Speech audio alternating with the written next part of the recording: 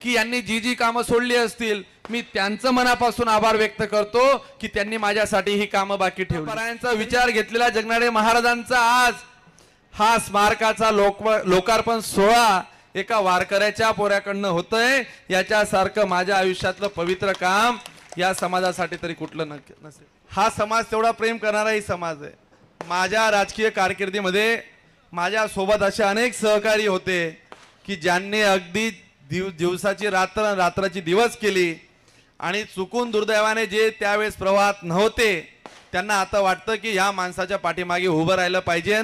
त्या सर्व समाजाच्या धुरींदर लोकांचं मी मनापासून आभार व्यक्त करतो की या लोकांनी मला राजकारणात साथ दिली, समाजकारणात साथ दिली, म्हणून आजवरचा इथपर्यंत टप्पा मी गाठवू शकलो। आणि आज आपण सगळेजण पाहताय नदी पलीकडच्या परिसरामध्ये हे सगळं बदलतं चित्र। खरं तर हे खूप छोटं काम आहे, परंतु मला याही गोष्टीचं कौतुक आहे।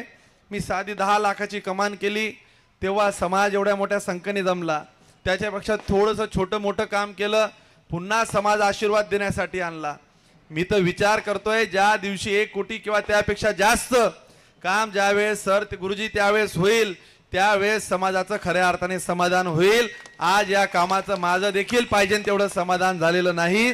मी समाज बांधवांना पुन्हा सांगतो की येणाऱ्या काळात तुमच्या मनातली जी अस्वस्थता आहे, तुमच्या मनातलं राहिलेलं जे स्वप्न आहे की एवढ्या मोठ्या समाजाचं मोठ्या प्रमाणे स्मारक झालं पाहिजे, तुमच्या स्वप्नापेक्षा देखील ते स्मारक मोठं करेल हे मंग्या चव्हाणचं जाहीर तुम्हाला शब्द आहे, वचन आहे, अभिवचन आहे। आणि तुम्हाला माहिती आहे मी जर एकदा कधी शब्द दिला मी कुठल्याही परिस्थितीत शब्द मागे फिरवत नाही, मग त्याला काही करायची काही सामोरे जायची वेळ आली तरी चालेल। या समाज बांधवांनी मी अनेक वर्षापासून पाहतोय समाजकारणात राजकारणात एक वेगळा ठसा निर्माण केलाय, आपापल्या पद्धतीने वेगवेगळ्या ठिकाणी क्षेत्रात आपलं नाव लौकिक केलेलं आहे आणि हा जगनाडे महाराजांना मानणारा समाज आहे। खरं तर आपण पाहतोय की तुकाराम महाराजांच्या कीर्तनात टाळकरी म्हणून कायम संत जगनाडे महाराज तिथं हजेरी लावायचे। हरिभक्त परायांचा विचार घेतलेला जगनाडे महाराजांचा आज हा स्मारकाचा लोकार्पण सोहळा एका वारकऱ्याच्या पोऱ्याकडनं होतंय, याच्यासारखं माझ्या आयुष्यातलं पवित्र काम या समाजासाठी तरी कुठलं नसेल। नुसतं हेच नाही, जेव्हा जेव्हा समाज बांधवांनी मला कुठलाही प्रश्न सांगितला असेल, मग तो मंगल कार्यालयाकडे जाणारा रस्ता असेल, आपल्या मागचा रस्ता असेल, ती कामं प्रश्न सोडवण्याचा आपण प्रयत्न केला। नदी पलीकडच्या या भागामध्ये अनेक समस्यांचा वानवा होता।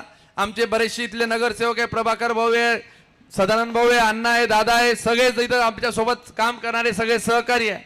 खरं तर यांची अनेक वर्षापासूनच्या अनेक मागण्या होत्या, परंतु त्या काळात निधी कमी यायचा, मला कोणाला आरोप देशारोप करायचाच नाही। मला आता मी कायम म्हणतो की यांनी जी जी कामं सोडली असतील मी त्यांचं मनापासून आभार व्यक्त करतो की त्यांनी माझ्यासाठी ही कामं बाकी ठेवलीत। जर ही कामं कधीच काळात पूर्ण झाली असती तर समाज बांधवांसाठी मला करण्यासाठी काही राहिलं नसतं। त्याच्यामुळे मी त्यांचा आभार व्यक्त करतो आणि समाजाचं ऋण व्यक्त करतो की तुम्ही मला ही आमदार म्हणून संधी दिली, त्या संधीचं छोटंसं सोनं मला करता आलं। ही गोष्ट इथं थांबणारी नाही आहे। तुम्ही बघा स्मारक आपण करू, पुतळे उभारू, चौक तर उभारू, परंतु हे गाव बदलण्याचा आपल्याला सामूहिक प्रयत्न करावा लागणार आहे। गेल्या अनेक वर्षापासून या तितूर नदीवर एकही ब्रिज झाला नव्हता, आता आपण हा पहिला ब्रिज केला, दुसरा ब्रिज मी 8-10 दिवसात पाडतोय। या सगळ्या समस्यांना आपल्याला कुठे कुठे सामोरे जावं लागतंय, पुढे अजून तिसरा ब्रिज करतोय। मधल्या काळात इथे येण्यासाठी छोटासा रस्ता प्रभाकर भाऊ तुम्ही लक्ष घालून केला, आपण पुन्हा इकडे तितूर नदीवर एक ब्रिज तयार करतोय। दादा या शहराला आणि मुख्य शहराला या भागाला आपल्याला जोडायचं आहे, कारण की या भागाला बऱ्याचदा सुविधा अजूनही मिळत नाही, याचा आम्हाला बऱ्याचदा खंत वाटते। नगर परिषदेचं 30-40 वर्षापासून आपण चित्र पाहताय, गावाचं चित्र पाहताय, परंतु या गावातले लोक खूप संयमी आहेत असं मला वाटायला लागलं। फक्त आताच्याच काळात सोशल मीडियावर जर आम्ही जर 20 किलोमीटरचा रस्ता केला तर एक खड्डा दिसतो, अगोदर 20 किलोमीटरमध्ये एकच तुकडा करायचे आणि त्याचे फोटो यायचे, आता उलटं झालं, एका खड्ड्याचं फोटो येतात तरी आम्हाला त्याचं वाईट वाटत नाही। काम समीक्षकपणे जर कोणी सांगत असेल, आम्हाला कोणी दाखवत असेल तर आम्ही त्याचं स्वागत करू। येणाऱ्या काळात चाळीसगावकरांसाठी आपल्याला चांगलं काम करावं लागणार आहे।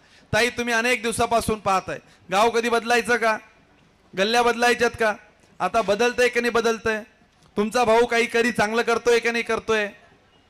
माझ्या एखाद्या पाहुण्याने जरी ऐकलं नाही तरी तुम्ही सांगायचं की आतापर्यंत आम्ही तुमचं ऐकलं, परंतु आता आमचा भाऊ चांगलं काम करतोय, त्याच्या पाठीमागे उभं राहावं लागेल, हे ठणकावून तुम्हाला बहिणींना सांगावं लागेल. बरेचशे पाहुण्यांना आता समजायला लागलं.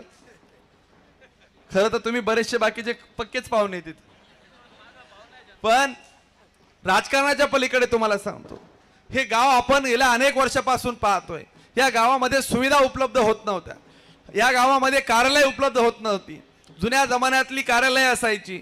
अनेक समाजांच्या आता मागण्या आल्या, अनेक समाजांच्या आता असं वाटायला लागलं की हा माणूस काहीतरी करू शकतो. मला या गोष्टीचा सार्थ अभिमान आहे की समाजातली लोक ज्या वेळेस माझ्याकडे मोठ्या आशेने येतात आणि सांगतात की दादा हे काम तुम्हाला करायचंय, मी कधीही कुठलं काम सकारात्मक घेतो. हे काम चालू करतानाच माझ्या डोक्यात आलं की आपण याची इथल्या जागेची परवानगी मागू. ही जागा जर गृह विभागाची असेल तरी तुम्ही काळजी करू नका, ती जागा गृह विभागाकडनं हस्तांतरित करू. फक्त नॅशनल हायवेच्या जर अडचणी आल्यात, मी याचसाठी म्हणतो की त्याला मला थोडा वेळ द्यावा लागेल. दादा तुम्ही सगळे समाजाचे सगळे मंडळ मला सांगाल, तिथं आपण चांगल्या पद्धतीने सगळे सामूहिक निर्णय घेऊन एक चांगलं काम उभं करू. फक्त हे काम उभं करत असताना बघा, काम करणारा माणूस ज्यावेळेस काम करतो त्याच्या मागे तुम्ही कमीत कमी चांगलं म्हटलं नाही तरी चालेल, परंतु त्याला हिनवू नका, त्याला कुठल्या तरी दूषणामध्ये अडकू नका. समाजातली एखाद दोन मंडळी असते, आम्हाला त्याचं वाईट वाटत नाही. चांगलं काम करत असताना आज समाज एवढ्या मोठ्या संख्येने आशीर्वाद देण्यासाठी जरी आलेला आहे तरी आपण पाहतोय की समाजातल्या बऱ्याचशा लोकांना एखाद्या चांगल्या कामामध्ये आडकाठी आणायला आनंद असतो, त्याच्यामध्ये उणे धुणं काढलं जातं. परंतु राजकीय द्वेषातून मला विनंती सांगायची आहे, जर मंगेश चव्हाण कुठे चुकत असेल तर मी अगदी तुमच्या बऱ्याचशा इथं बसलेल्या 80-90% माझ्या भगिनींपेक्षा वडीलधाऱ्यांपेक्षा लहान आहे. जरी पदाने आमदार असलो, माझ्या डोक्यात कधीही या सत्तेची हवा गेली नाही. तुम्ही इतक्या दिवसापासून पाहता, माझ्या भगिनी पंढरपूरला तुम्ही होत्यातच सोबत. तुमच्या भावाला कधी तुम्ही पाहिलं की याच्या डोक्यात आमदारकी आहे? एक वेळेस म्हणजे असं बोलू नाही, परंतु माझ्या डोक्यात कधी या सत्तेची कधी हवा गेली नाही.